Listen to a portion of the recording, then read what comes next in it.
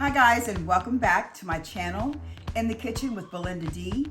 Today we're going to make red beans and rice. I'm going to go over with you step by step on how to make a nice pot of good old red beans and rice. Okay, so here are all the ingredients in making a very nice, delicious pot of red beans and rice.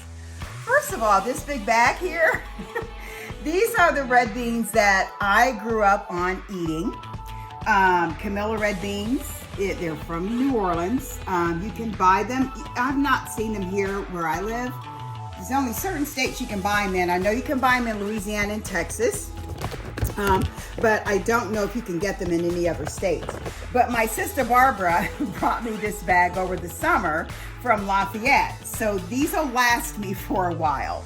So what we're going to do, the ingredients that you put in red beans, first we have smoked ham hocks. Now you can use turkey if you like, because some people don't like pork, so you can use turkey.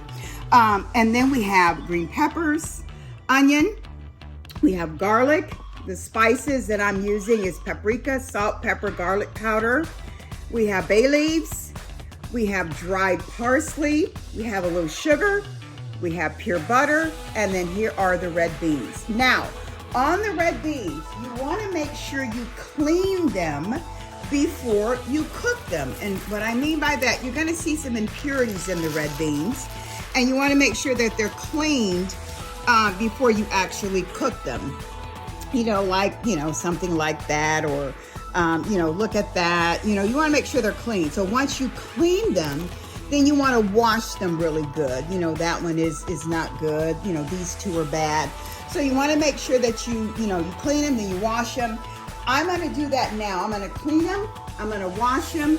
After I do that, I'm going to put everything in the crock pot. Then you want to just let them cook on low overnight. Or if you want to do it in the morning, you can let them cook while you're at work or while you have errands to run or whatever. So I'm going to go ahead and prepare them for the crock pot. After I get them in the crock pot, I'll show you what it looks like, and then we'll just let them cook overnight. Okay guys, so when I mentioned about imperfect beans, this is what I meant when you had to clean them, because you're going to get a lot of these in there. So you need to clean all those out before you actually start cooking them. Okay, so that's what I meant on that. Okay, so now I've added everything into the pot, into the crock pot, everything in there. I'm going to pour water in here. You're going to, this is a gallon of water, but we're not going to need that much. Actually, well, let's see. We're going to pour it, we don't want to fill it up. We're going to pour it until the pot gets about like that. And then we're going to add the butter. Now, adding butter makes the beans a lot creamier. So that's why we add butter. And again, we're going to cook this on low overnight. And then once they are done and ready, then we'll be back. But I want to just mention one thing.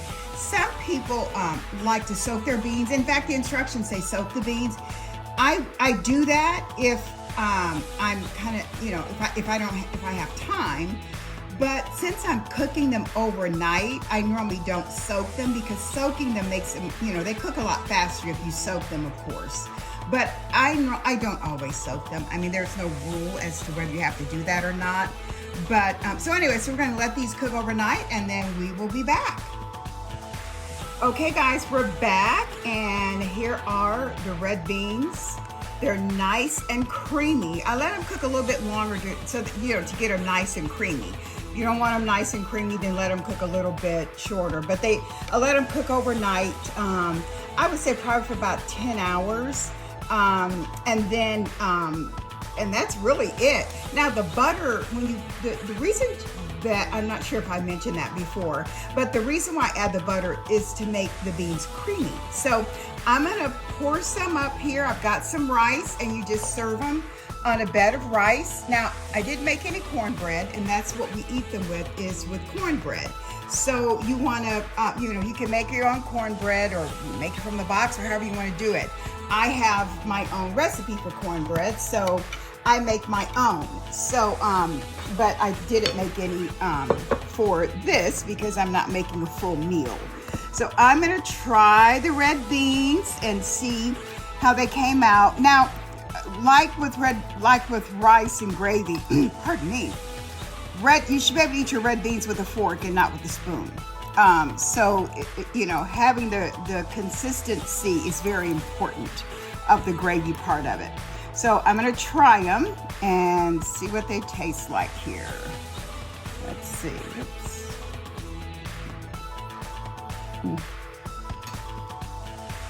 Oh, those are good. Those are really good. I probably would have added maybe, excuse me, a little bit more sugar. Excuse me. It just depends on your taste. Now, when you want to taste them halfway through, but if they're cooking overnight, you know, you want to maybe get up earlier in the morning than you normally do and taste them. And if you need a little bit more salt, then put a little bit more, a little less. If they're a little too salty, then add a little sugar, or vice versa. So again, I want to thank you guys for watching. I hope you've learned something from this recipe.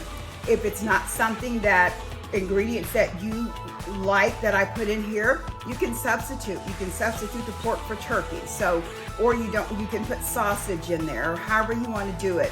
But this is the basic way that you would make red beans and rice. Thank you very much for watching. I appreciate it. Remember to hit the subscribe and like button and add some comments if you wish. Thank you very much, and I'll see you on the next video.